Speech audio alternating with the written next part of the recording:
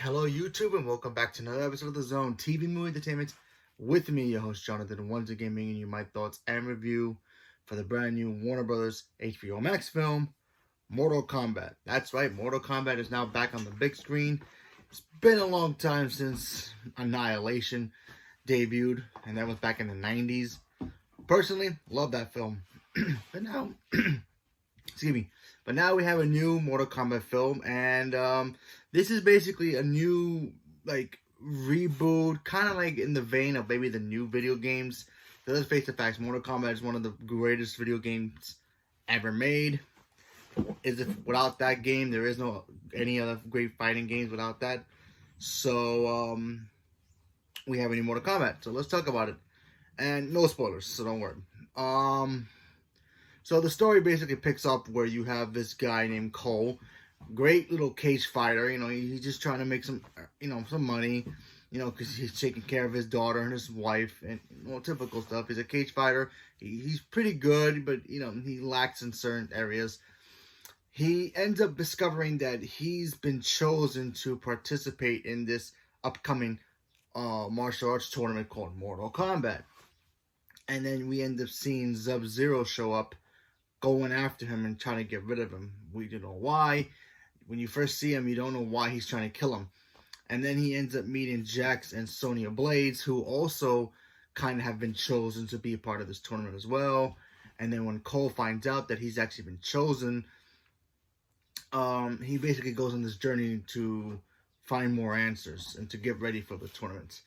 And he ends up meeting Liu Kang, Kung Lao, and of course Raiden. Raiden says, hey, you guys are chosen. You guys are going to fight in the tournament, but we need to prepare you for the fight that's coming up in the tournament. And you have Shang Tsung, who's the villain of the movie. He decides, his team needs one more victory at the tournament so they can control the normal human world.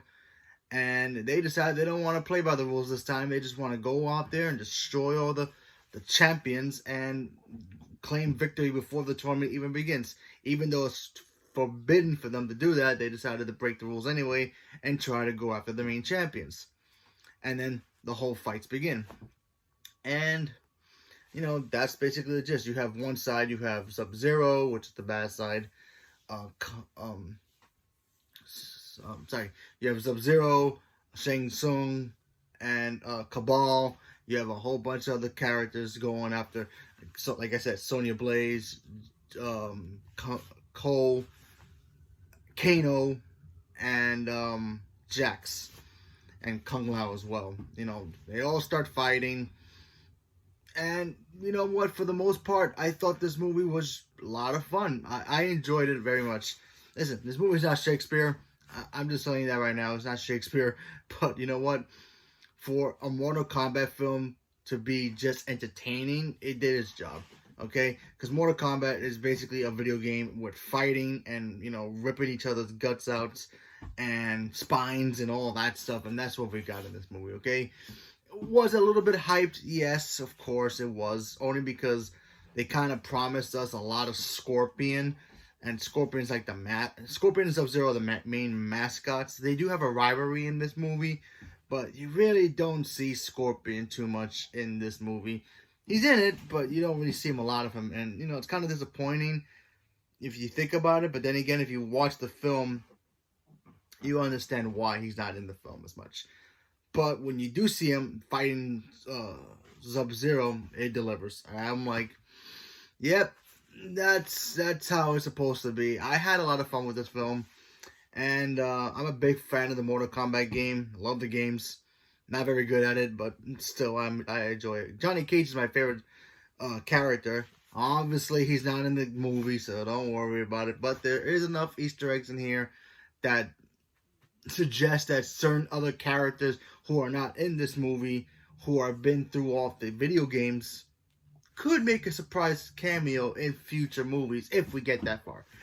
But for the most part, the fatalities worked. They were great. Especially for a low budget film, I thought they did a pretty good job with the choreography and the fight stuff.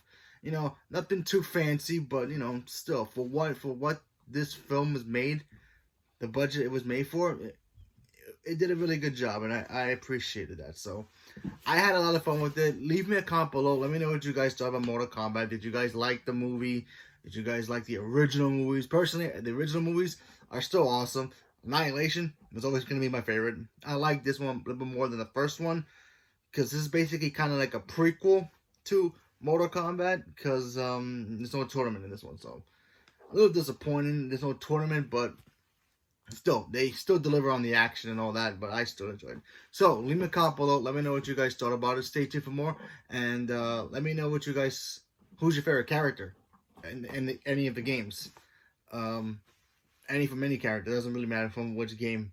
And do you think that they will ever make an appearance in the movies if they continue making more, depending how this one does. So, leave me a comment below. Let me know what you guys thought about it. Stay tuned for more. And thank you very much, and have a good day.